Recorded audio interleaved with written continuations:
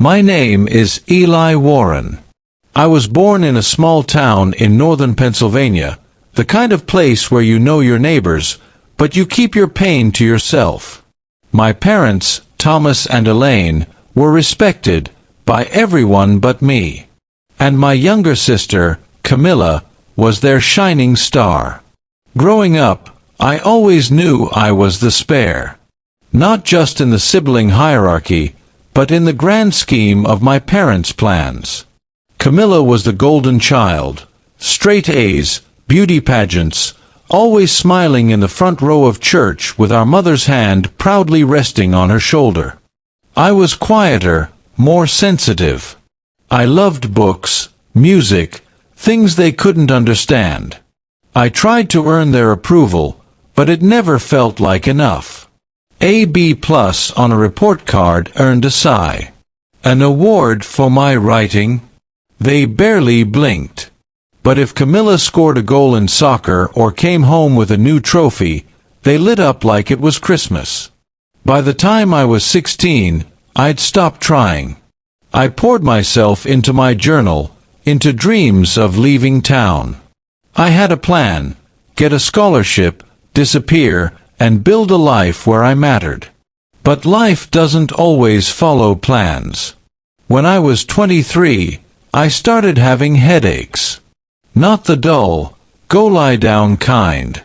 They were vicious, stabbing migraines that made me nauseous and dizzy. At first, I thought it was stress. I was working full-time at the local library, saving every penny for graduate school. I didn't have insurance. My parents said I was being dramatic. "You're always making something out of nothing," my mom snapped one day over the phone. "Everyone gets headaches." I knew they wouldn't help. They never had. So I did what I always did. I endured. But one morning, I collapsed at work. I woke up in the hospital, everything spinning, nurses talking over my head. A doctor with kind eyes told me they'd found a tumor. A brain tumor. It was benign, but large. Operable, he said, but risky. I needed surgery, and fast. The cost? Staggering. I sat there, numb, clutching the papers, my throat dry. I called my parents. I remember the silence after I told them. "Eli," my dad finally said, his voice flat, "you know we can't afford that. We just took out a loan for Camilla's new apartment."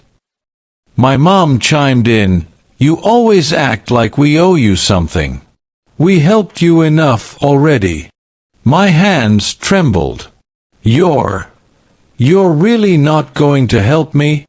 "I'm sorry, honey," she said, but there was no sorrow in her voice. "You should have planned better." They hung up. That was it.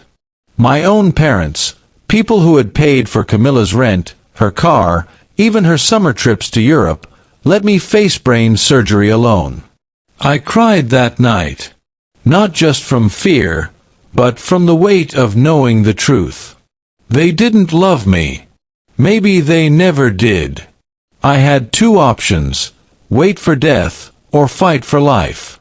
I chose to fight. The hospital's social worker helped me apply for aid. A friend from the library started a fundraiser. Strangers donated. Some of my old teachers pitched in. It wasn't enough, but it was something. A neurosurgeon at a teaching hospital in Philadelphia offered to do the surgery at a reduced cost. The weeks leading up to it were the loneliest of my life. I wrote letters, one to my parents, one to Camilla, and one for my attorney. I didn't think I'd survive. I made peace with it. The surgery took 8 hours. I was under so long, they kept me in the ICU for 2 days. But I woke up. I lived. And no one from my family came. Not a call. Not a visit. Not even a text. I spent the next year in physical therapy, learning how to speak clearly again, regaining balance, building my strength. During that time, I received one birthday card from my sister. It was blank inside, except for her signature. I didn't respond. Then something strange happened. My great-aunt Lydia passed away. She was a quiet woman who lived alone in Vermont, someone we only saw at Christmas every few years. But we had always had a connection. She loved books like I did, always asked about my writing. After her death, I received a letter from her attorney. She had left me everything. The house, her art collection, her savings, her stock portfolio. I sat in stunned silence reading the letter, my hands trembling again, but for a different reason. It amounted to over $2 million. And she left a note. You deserved better. Use this to build the life they tried to take from you. With love, Lydia. I cried harder than I had in months. Someone had seen me. Someone had known. I kept the inheritance quiet. I moved to Vermont, into her beautiful old cottage filled with books and plants and soft, creaky floors. I started writing again, slowly. I volunteered at a local youth center, teaching writing to teenagers who felt invisible. I was healing. But then they came back. It started with a call from a number I didn't recognize. I ignored it. Then an email from a law office saying my parents and sister had filed a claim against the estate, assuming they were entitled to a portion. They claimed I had manipulated Lydia in her final days, that I wasn't of sound mind due to the surgery, that I had no right to anything. They had let me die. And now, they wanted to profit from my survival. I didn't answer. I didn't reach out. I let my attorney handle it. But the rage in me simmered like a pot left boiling too long. I knew them. I knew how they thought. They were counting on me staying quiet, on avoiding confrontation like I always had. But I wasn't that person anymore. Then one morning, I opened my front door and saw them. All three of them, my parents and Camilla, standing on the gravel driveway in their fancy clothes and smug expressions. Like they had just dropped by for tea. My father stepped forward first. "Eli," he said, looking around like he already owned the place. "We need to talk." I didn't move. "You should leave." My mother faked a concerned expression. "We've heard some troubling things. You should let us help manage the estate." "You mean the estate you said I wasn't part of?"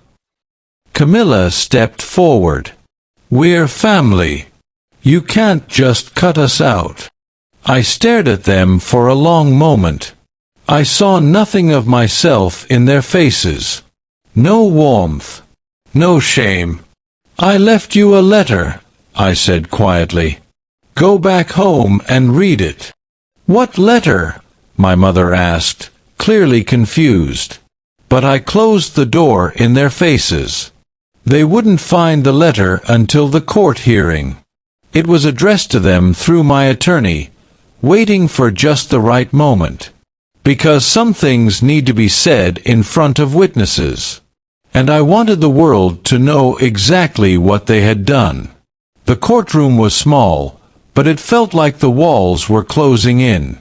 The hum of whispered conversations, the shuffle of papers, the quiet tension, it all mixed with the pounding of my heart as I sat behind my attorney, watching the people who had abandoned me try to act like I meant something now. My father wore a tailored navy suit. My mother was draped in pearls like she was attending a gala. Camilla was in soft pastels, eyes downcast, as if she were the grieving party. Not one of them looked at me. Not really. They glanced, of course, sizing me up like an opponent in a game they were sure they'd already won. They had no idea. Their attorney, a smug man named Griffith, began his statement with a gentle, syrupy voice that barely masked the contempt beneath it. The plaintiffs, Mr. and Mrs. Warren, along with their daughter, Camilla, assert that Mr. Eli Warren was not in a mental state to legally inherit the estate in question. There is considerable concern that undue influence may have been exercised upon the deceased, Miss Lydia Ramsey, who, as far as they knew, had minimal contact with Mr. Warren before her passing. I tuned out after that. It was all lies, wrapped in legalese and presented with a polished grin. I wasn't surprised. What shocked me, really, was how good they were at pretending. They looked like a grieving family who just wanted to set things right. The people sitting behind us in the courtroom couldn't know that those same people had left me alone on an operating table to die. But I knew. My attorney, Ms. Lockhart, was calm, collected, and absolutely lethal. She stood when it was her turn and nodded to the judge. Your Honor, we are prepared to submit into the record a personal statement left by Mr. Warren for this very occasion. It is in his handwriting, verified and witnessed by legal counsel prior to the reading of the will. We ask that it be read aloud in court. The judge adjusted his glasses and took the envelope. He opened it slowly. I saw my mother stiffen. My father frowned. Camilla sat perfectly still. The judge cleared his throat and began to read. To the court, and to the people who claim to be my family. My name is Eli Warren. You may know me only as the beneficiary of Lydia Ramsey's estate, but I would like to share the story that brought me here, not for pity, but for truth. I was born into a house where love was conditional. My parents, Thomas and Elaine, made it clear that I existed in the shadows of my sister. I wasn't the brightest, the prettiest, or the most obedient. I was simply there. When I got sick, really sick, with a brain tumor, I reached out to them. I begged for help. They told me no. They said I should have planned better. That they had just helped Camilla with an apartment. And they hung up the phone while I sat in a hospital room alone, terrified, facing death. I survived. Not because of them, but in spite of them. With the help of kind strangers, friends, and eventually Lydia, who saw me, truly saw me, I had surgery. I healed. And when Lydia passed, she left me her home and her heart, because she believed I deserved something better than the neglect I had known. Now they stand here, demanding a piece of that inheritance. They say I wasn't of sound mind. But I ask you, what kind of mind does it take to survive betrayal by the people who created you? They let me die. And now, seeing that I didn't, they've returned like vultures to claim the feast. This letter is not written in anger, but in clarity. I forgive them, but I will not reward them. Eli Warren. The courtroom was silent. Dead. Breathless silence. My mother looked like she had been slapped. My father's face went pale. Camilla blinked rapidly, her lips pressed together like she was holding back something. Tears, maybe, or rage. The judge folded the letter carefully, placed it down, and looked at them. I've read a lot of things in this courtroom, he said quietly, but that was one of the clearest, most powerful personal statements I've ever heard. Based on the evidence, the verified will, and the absence of any legitimate proof of undue influence, I am denying the plaintiff's claim. The estate remains with Mr. Eli Warren. Case dismissed. The gavel hit the bench. Just like that, it was over. Well, for the court, maybe. But not for me. As I stood to leave, Camilla followed me into the hallway. Eli, she said softly. I turned slowly. You shouldn't have come. She looked genuinely shaken. I didn't know how bad it was. I was busy with school, and I just assumed. No, I interrupted. You didn't assume. You didn't care. I do care, she insisted, stepping forward. I know Mom and Dad. Camilla, I said, my voice tired now, I almost died. And all of you let it happen. There's no coming back from that. She looked like she wanted to cry. Maybe she did. But I'd shed enough tears for both of us already. She opened her mouth to say something else, but I walked away. Outside, the air smelled clean. The sky was gray, but beautiful in its own right. I took a deep breath and felt lighter than I had in years. A month passed. I donated a portion of Lydia's inheritance to the hospital that had saved me. I funded a scholarship in her name for students pursuing literature and social work. I began hosting workshops at the local high school for kids like me, the quiet ones, the overlooked ones. One day, I received a letter in the mail. Handwritten, neat. It was from Camilla. She said she was in therapy now. That she had cut contact with our parents. That reading the letter in court had shattered something in her. She apologized, not the empty, quick kind, but long, detailed, and full of regret. I didn't write back. Not yet. I placed the letter in a box on my bookshelf, next to Lydia's favorite poetry collection. Forgiveness, I've learned, doesn't mean forgetting. It means choosing peace over poison. 6 months later, I published my first book, a memoir. It told the story of survival, of neglect, of reclaiming yourself when the world tries to erase you. I titled it, The Letter Left Behind. It became a modest success. Not a bestseller, but enough to reach people. Enough to change lives.